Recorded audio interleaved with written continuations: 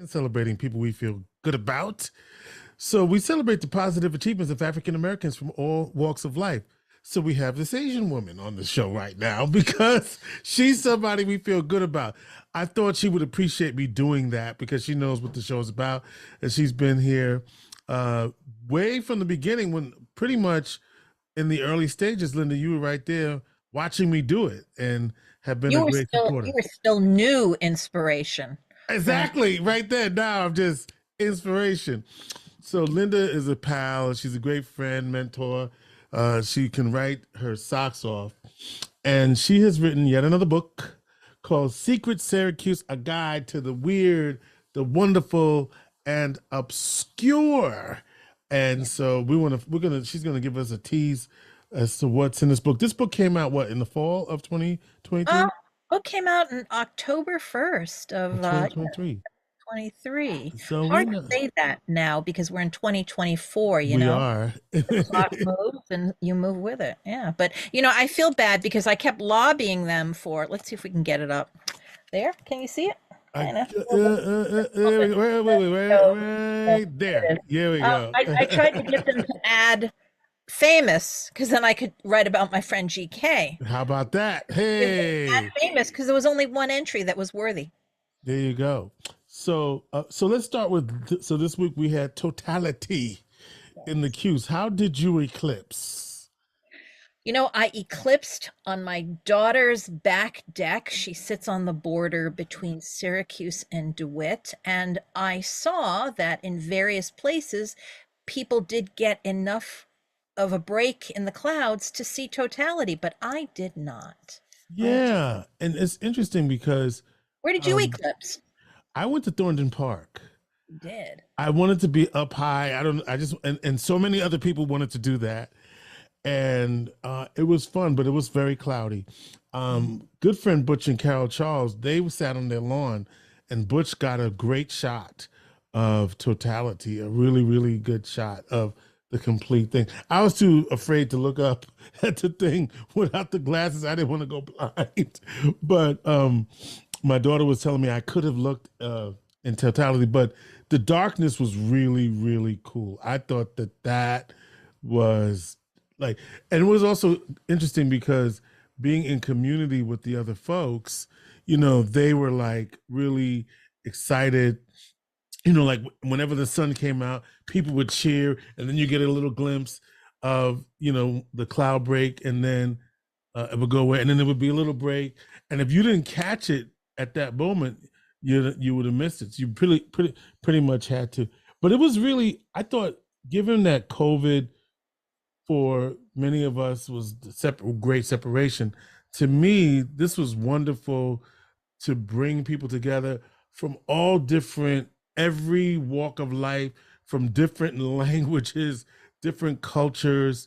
Everybody was there for the once in a lifetime moment. Now, I was saying to my daughter, you can go to South America next year because I saw a post on Facebook. Frank O'Connor was saying that they're trying to collect. If you don't need your glasses, there's some place where you can send them, and then they will send them to South America so people can have them. I don't know exactly where in South America, but if you're an eclipse chaser, if you're a totality chaser, it'll be there next year. But it was like a little kid. Now my family, they went up to Watertown to see it, and they had a lot more sunshine.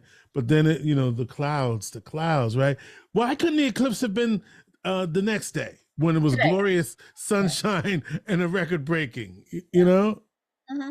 Yeah, it's true.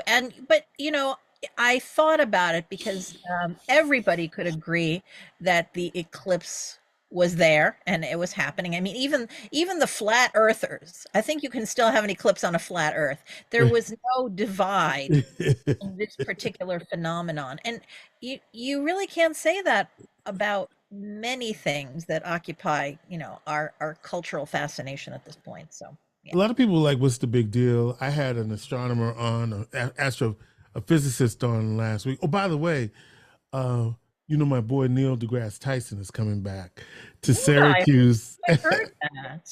Yeah, he's coming back. But yeah, people were like, well, what's the big deal? I don't know. It was just fun to be a part of that, and have the experience, that collective experience. And like I said, we're all strangers, just all having this collective experience together. And the fact that, all over the country, or the parts of the country that could experience this, they had downtown in the most, they had stuff. I know it was way earlier in the week, and this is almost a week later, but I'm basking in the joy and the glow of that. So, yeah. Well, I have to agree with you. It was a once in a lifetime event, and I can't help but think about the ancients, the Hmm. people who would suddenly see that night fell in the middle of the day, and how would you explain that? As my daughter, who's 30 years old, said, it felt like the end of the world. Oh, really? Yeah, because night fell so swiftly and you didn't understand it. If you didn't know, I looked at pictures to see what it would look like, and people who were like on Lake Ontario said you could see the shadow moving across the waters. So it was good to be in an open Okay. place because that way you could see, Which the is why I shadow. went up to the park, because And I you were feel you like were smart. You were smart, yeah, George. to go up. But like again, depends upon where you were, because if you look at the picture that Butch got, he got the whole thing. It was a Mm, beautiful picture.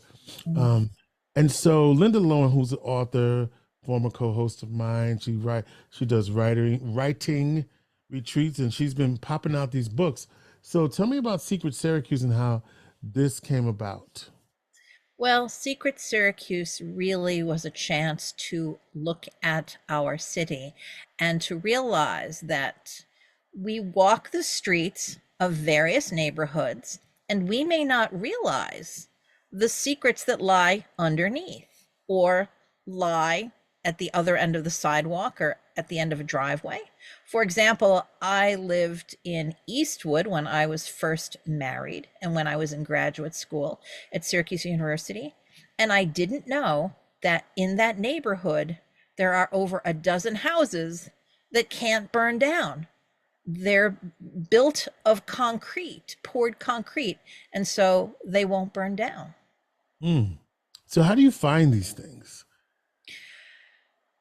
George, you and I have done this in Syracuse for a very long time. And after a while, you just hear stories or people bend your ear.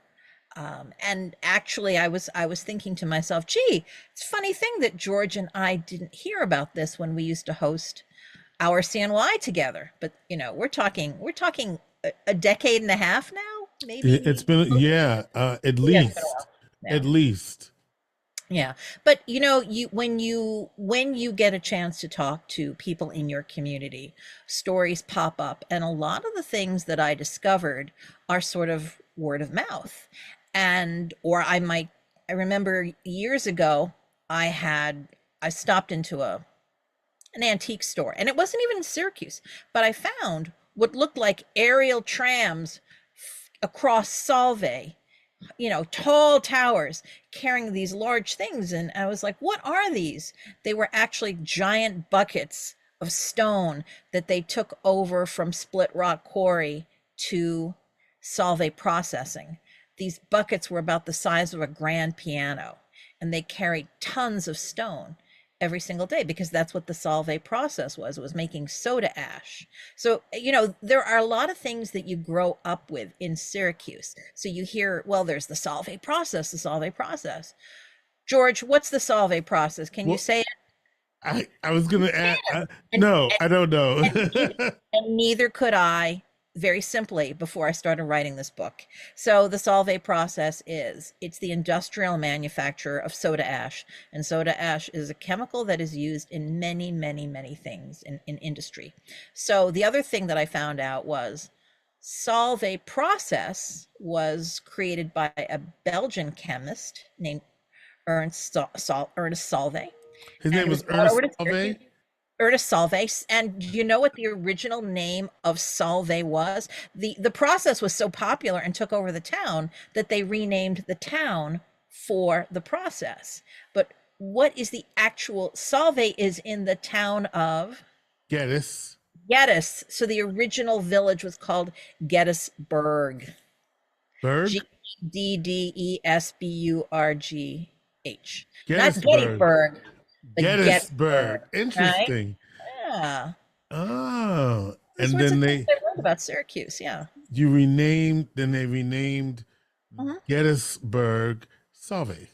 Okay. Yeah. Interesting, interesting. Talking about the secret Syracuse, a guide to the weird, the wonderful, and obscure. So, what about the house on? We've that's not weird and obscure anymore, right? The house on the top of Wall Street, the little house. That's not weird and obscure anymore. Did you write about that? Oh, you mean the one on top of the building? Yeah. Yeah. Well, I mean, and I also have to say this. This isn't in the same way I tell people 100 things to do in Syracuse before you die. It's not a best of. It's just something that's unique to our community. So yes, that little house has been actually, I heard it was renovated. And by now, because Syracuse.com and other places have covered it, I think it even showed up in the website Atlas Obscura. But that little house actually houses, I think it was at one time, it housed the perhaps the elevator. It was some sort of machinery, and they built a house around it. And of course, everybody thinks it'd be cute to live up there, but that building's since been renovated. A lot of change. I mean, I wrote the book, I did the research for it a couple of years ago, and it came out last fall, but I think a couple places already are kind of like, uh-oh, Already yeah, like things change. so when we say the little house on the top of the building, we're talking about on the corner of Wolf Street and Mhm. North Salina. I don't know the name of the building though. You know what? I will find it and tell you. I will find it and tell you. It's in your you have it in your I do. archival. Of course I have it in my Bible. I- Yes.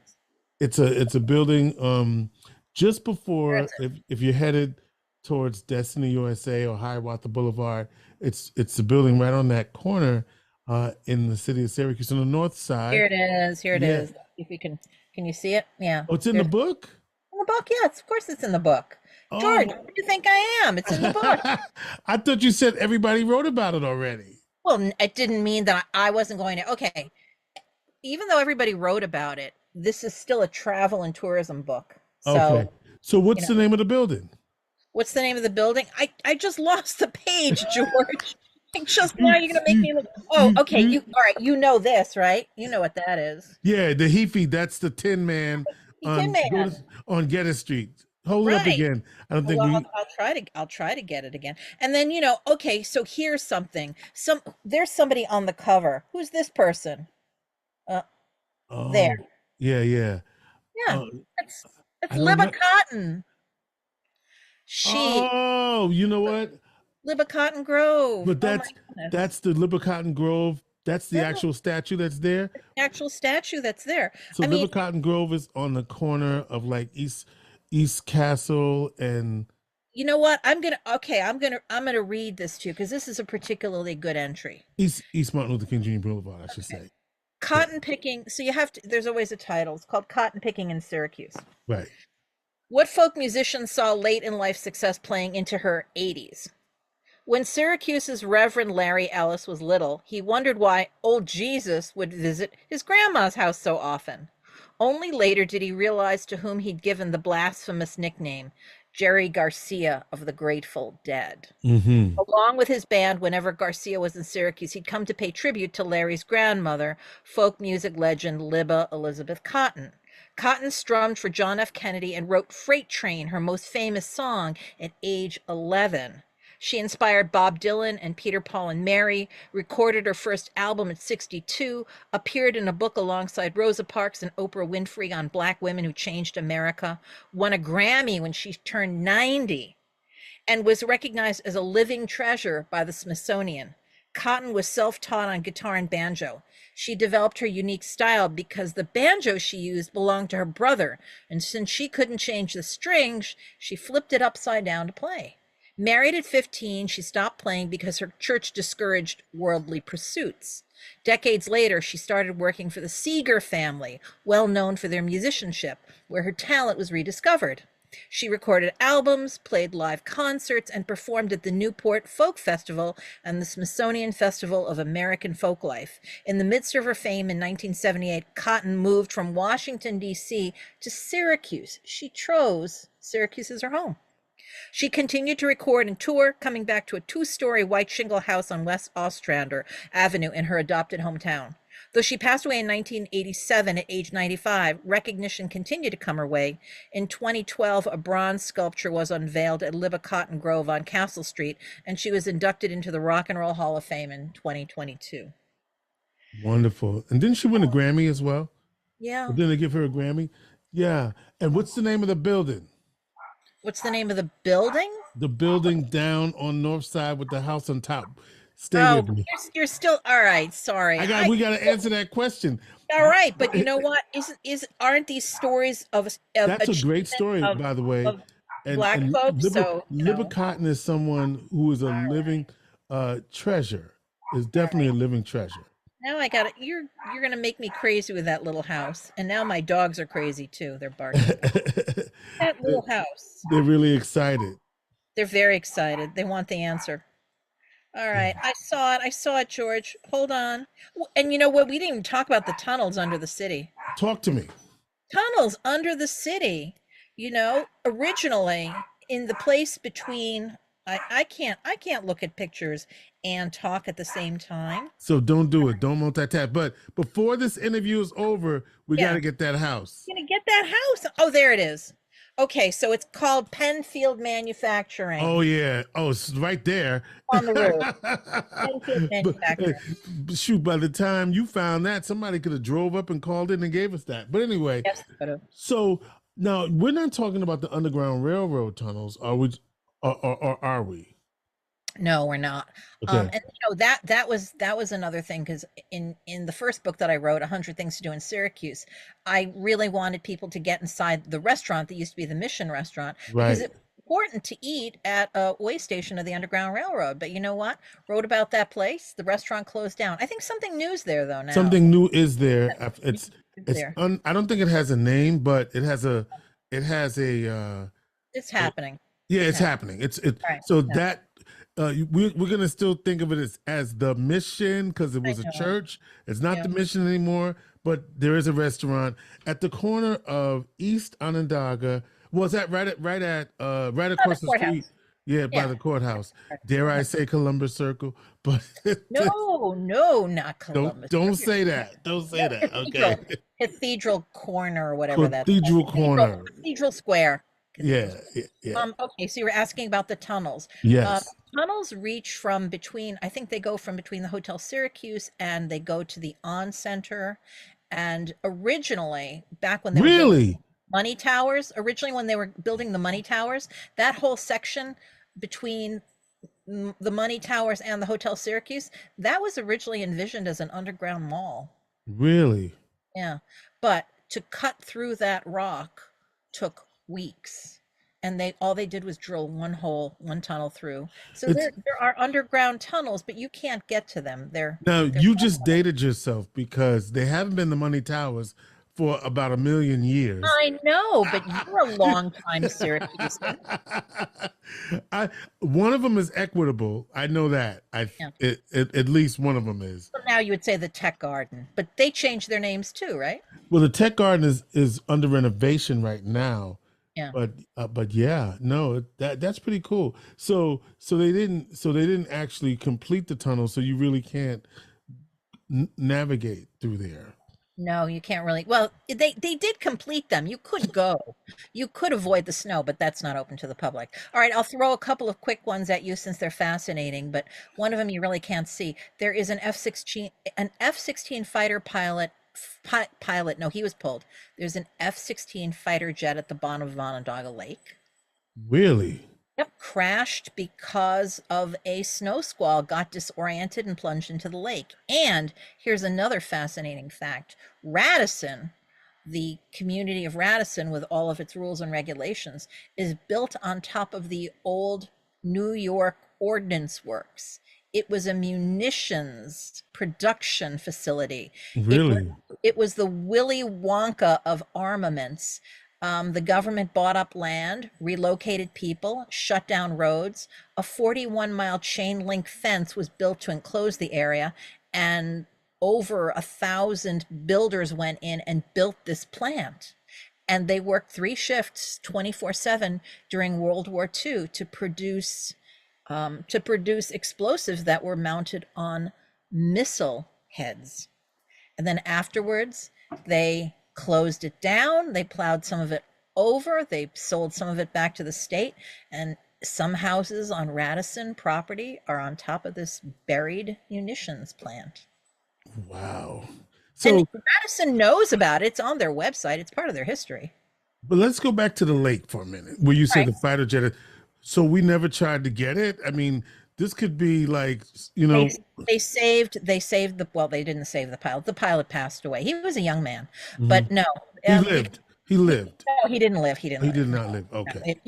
He plunged in at hundreds of miles an hour, Oh and yeah. all it Ooh. was a snow squall. You can correct in a car, but you can't correct in a plane. No.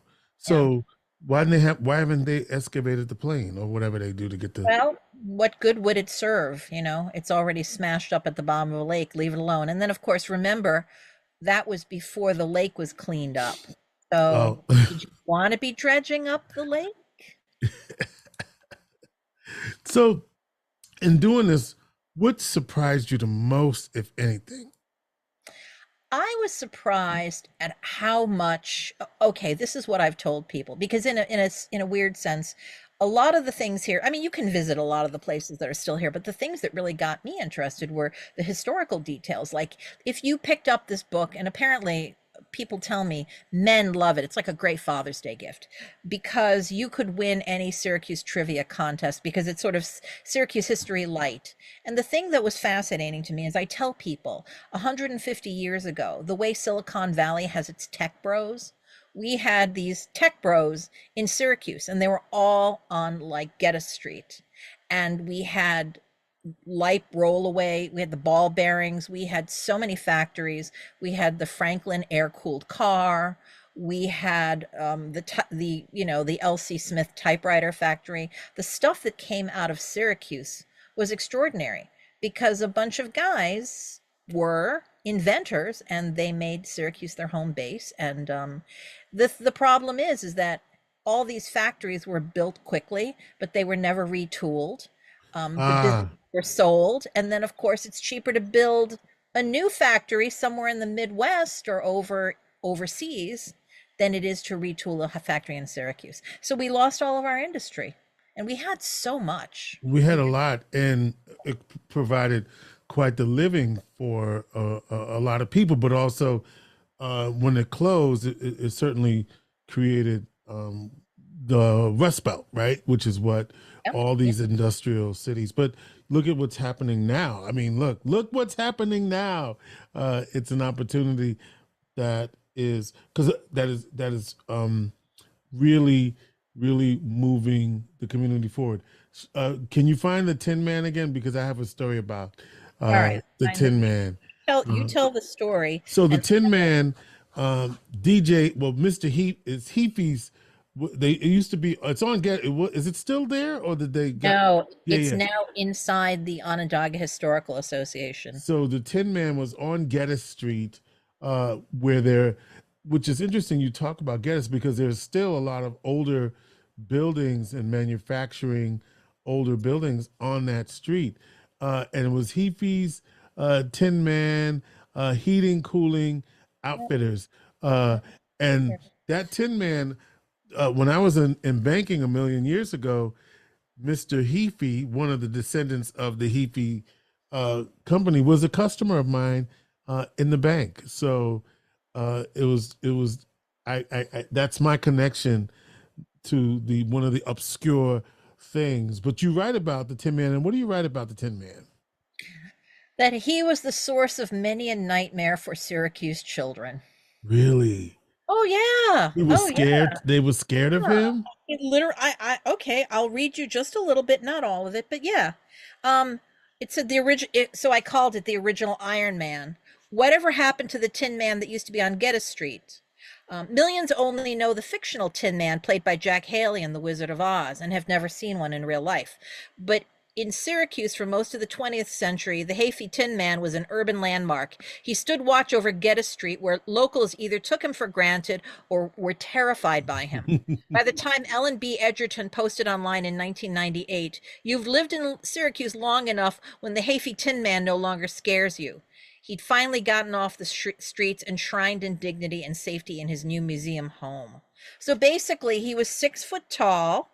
One of their workers made him. He had a spinner ventilator head, and it got plowed down constantly by cars.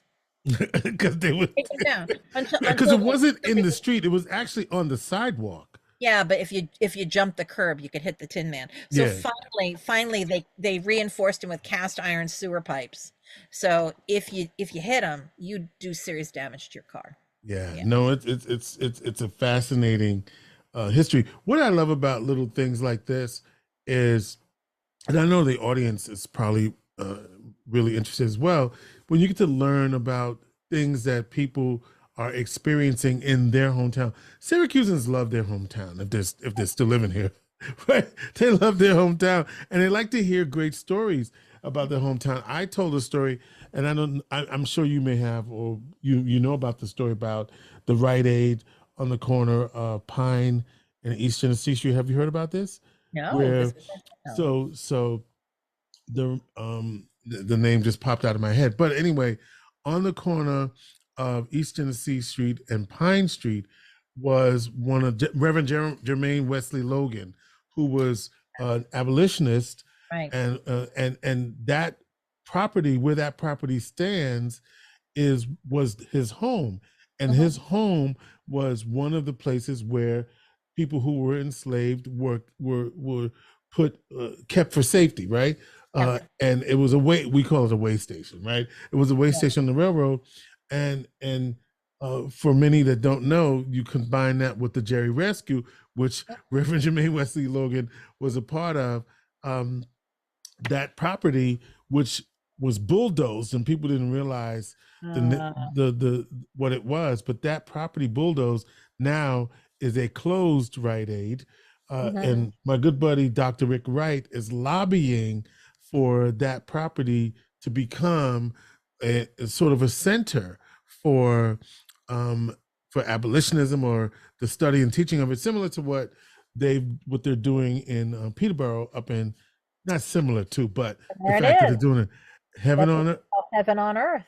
You got, Peterborough, right? I got Peterborough in there. I've got Peterborough. I've got Jerry Rescue, which was really the first Black Lives Matter. And you know what? That was truly, Black folks, white folks together.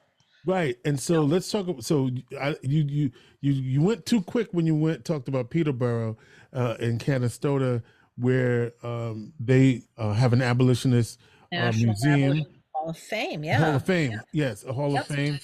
And obviously the Jerry Rescue, which occurred October 1st, 1851, I believe, is the date of that. And there's a monument in Clinton Square. It's either 1850 or 1851. Get it right, George.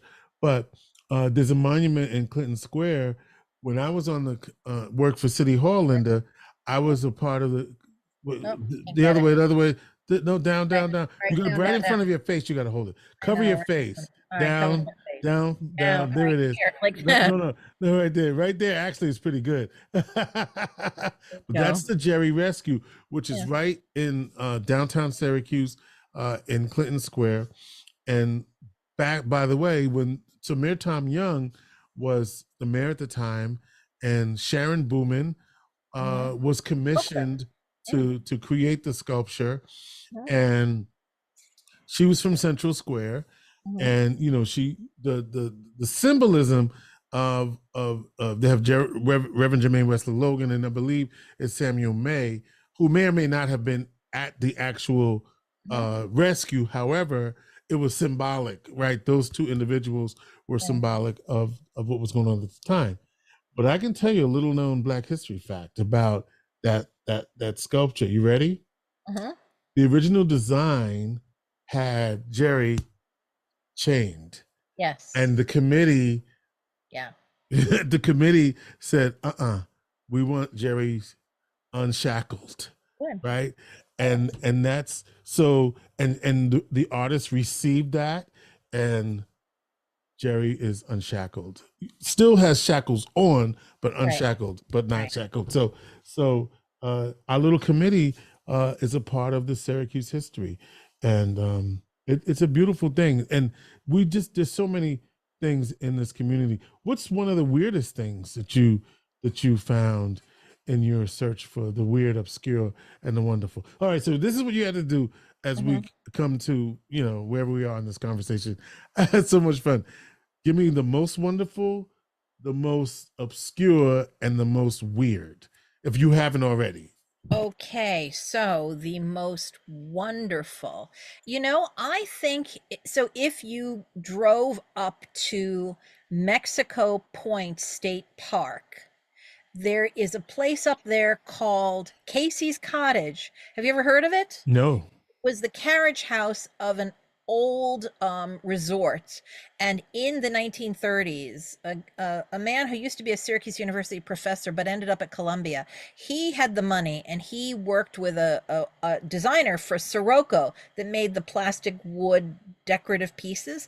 They got together and they built, they didn't build it. They took the carriage house apart and remade it into an old English manor house. So it's sort of like a medieval man cave. It's got stained glass. It's got carvings on the walls. It's got a table and a great hall with a fireplace. You can go visit that in the summer. And it's like you're walking into a little piece of Canterbury Tales, Chaucer's Canterbury Tales. Mexico Point State Park? Mexico Point State Park. Yep, in I never Mexico. heard of that either. Yeah, well now so look up Casey's Cottage. So that was a weird thing that still Weird or wonderful? You said it was wonderful. well, you know what? I'm going to call it weird. And I'm Okay. going to say wonderful is that Syracuse actually had the world's most beautiful nightclub. Let me see if I can find it. It was so long story short, I had to try to purchase pictures that I wanted to use because you have to have release forms. So the one picture that I was able to afford from the OHA is this place. Look at that. Oh, that's That was fabulous. Hold it steady. Hold it steady. all right. That was Wow, that's Syracuse's so most beautiful. fabulous. It is fabulous. It was called the Cafe DeWitt, and and it was opened by the Playboy son of the Alexander Brown, who was Syracuse's wacky and millionaire, and his house still stands. That's another thing in this book. But this guy wanted to have a club in Syracuse, so he opened it up. And it opened, unfortunately, during Prohibition at the height of the Depression. 600 people packed it on its opening night. 500 people waited outside. It had no exterior windows. Oh. No, and it had an incredible light show inside. This was back in 1931, but and it was built in about 5 months to the cost of what would be today 27 million, and it went into receivership in 4 months. So basically went out of business, and 8 years later it was torn down. If you go downtown, I think there used to be the Hess gas station, like Water Street. You know what I'm talking about? Yeah, right over there. Okay. Right over there. So that Yeah, I was think that it's mobile now, or that was something, wonderful. or So Safeway or something. Not weird, Safeway, wonderful, and Speedway. obscure. Oh, obscure. Lincoln's hair. Look at that. The hairy eagle has landed. Lincoln's hair was made into an eagle, and that it's actually sculpted out of hair from Lincoln's beard and his head and his cap. Abraham Lincoln. Abraham Lincoln, and it's in the collections at the Onondaga Historical Association. But it's so fragile, nobody can see it. But there was an article in the Smithsonian about it, written by a man named Jason Emerson, a local writer. So yeah, there's a hairy eagle. That's what it's called. It's sculpted out of Lincoln's hair and his Lincoln's cabinet's hair. All these bits and pieces that were trimmings from barbers that were sent in envelopes to a person who put this together. That's pretty obscure. All right, you got some news to share. Yeah, I do have some news to share. The third Syracuse book is going to come out next year, and And it's what's called Unique Eats and Eateries. So you're going to tell me where you like to dine, George? Yes, I am gonna tell you. I've got some spots for you. Unique Right. eats and eating. Now, what makes it unique? So it can't be the same old, or what? Well, obviously, it's not going to be a chain. Sorry, Chick-fil-A and sorry, but it's Okay, let probably me ask you this: yeah, does dinosaur count as a chain? Since it no, was because it originated in it was born here. Not that you're gonna write about dinosaur, but I'm just asking for No, it. you know what? Of course, I have to write about dinosaurs, even though it was in the first book. All right, so you know what inspired me? What really got me excited about this book? In Eastwood, on a small corner, a young woman opened up a store called the Curd Nerd, and last year she was voted America's best top cheesemonger. Really? Yeah, yeah. And so you You said, know, "Hey, wait a minute. What else do we have here that and might?" well, we have Habiba's Ethiopian restaurant, and she Yes, was we on the do. north side, and now she's moved over to Salt City Market, right? Make sure Miss Prissy's makes the list. Yeah, yeah. she's Okay. she's gonna open up downtown soon. Okay. Because she moved out of the market, She did move out, and right. yeah, she did. She moved out of the market to do her own standalone, just like Cake Bar did, and a couple of other. Well, Although that I was the think, purpose. That was the purpose of them. They were eh, incubators so that these folks would go on their own. So, yeah, and it's just a great thing. Salt City Market, and that is a very interesting mhm. thing uh, that the Allen folk have put together. Linda, you got some good stuff going on. You're writing and you're lecturing.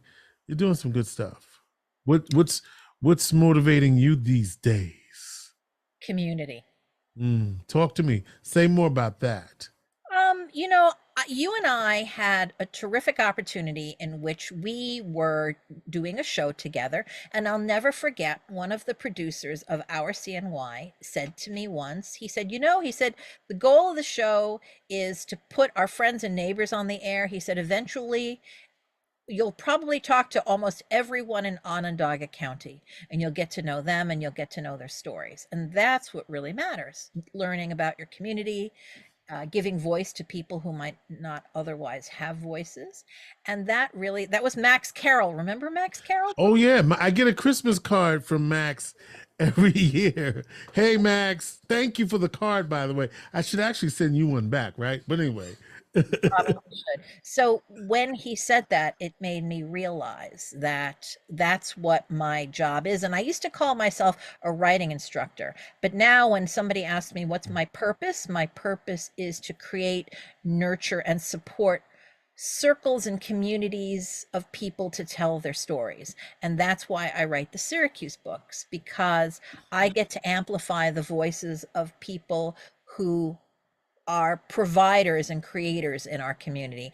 And we have such a terrific community in terms of innovation, in terms of enthusiasm, in terms of giving back. A lot of folks have dreams and they realize them, and they do that here. I mean, look at you. You amplify that every single week, right? listen, we try. Yes, we do. As a matter of fact, I was thinking about it. Do you run into people at Wegmans that remember you from the show? Now you had a whole different look back in the day. They say they remember my voice. Oh, because of the yeah. Weren't you on? Because you also did the Yep. radio too Yep. with Lorraine Rapp. Rap. Yep. Yeah, back in the day. And then you and I did the show. How long did we do the show together? I think we did it for 17 months. 17 months. Okay. Best 17 months of my life. Linda was so smart.